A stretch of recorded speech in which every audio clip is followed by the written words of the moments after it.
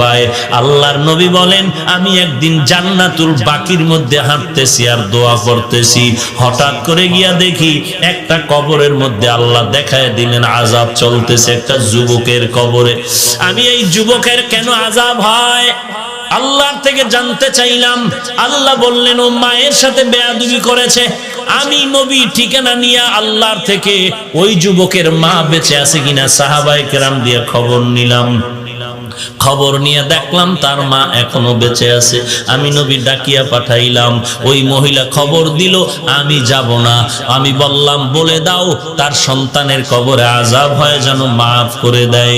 ওই মা বলে না না, আমার সন্তানের আমি কখনো মাফ করব না।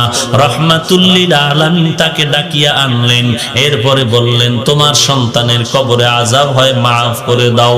বলে না আমি মাফ করব না। নবীজি বললেন তো আগুনে জ্বলবে, তুমি কি মেনে নাও? বলে হ্যাঁ, আমার কোনো আফসোস নাই। কারণটা কি? বলে আমার সন্তান একদিন ঝগড়া করে বউয়ের সাথে তর্কর কারণে বউয়ের মায়ায় পড়ে আমি মায়ের সাথে এমন তর্ক জড়ায় দিল, একটা ইটা নিয়ে আমার মাথার উপরে আঘাত করলো, আমি জমিনের মধ্যে পড়ে গেলাম। আমার মাথার রক্ত বের হয়ে জমিন লাল হয়ে গেল। আমি এমন কান্নায় দুর্বল হয়ে গেলাম, আমার এই কষ্ট জীবনে আর অন্তর থেকে মুছবে না।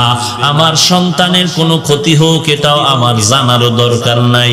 নবী তো রাহমাতুল লিল আলামিন।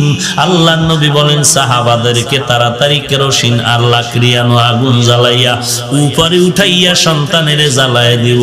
নবী যখন আগুন জ্বালায়, নবী তাকায় দেখে মহিলার চোখ থেকে পানিগুলো বের হয়ে গেল। ডাক দিয়ে কয় ও নবী, আমার সন্তানের এই আগুনে জ্বালাইবেন না। আমার সন্তান হাজারো যদি অন্যায় করে, আমি নিজের চোখে তাকাইয়া সন্তানের কষ্ট সহ্য করতে পারবো না।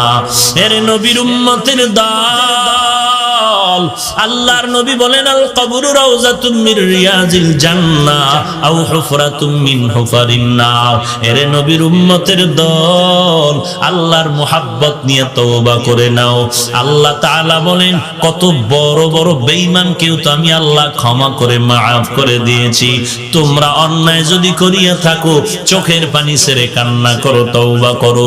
আল্লাহর নবী বলেন গাভীর ওলান থেকে দুধ বের করে ভেতরে যেমন ঢুকানো আর সম্ভব না, যারা আল্লাহর মুহাব্বতে তওবার নিয়তে গুনার ভয়ে চোখের পানি ছেড়ে কাঁদবে, ওই বান্দাকে আর জাহান্নামে দেওয়াও সম্ভব হবে না। অতএব আল্লাহর কাছে তওবা করো।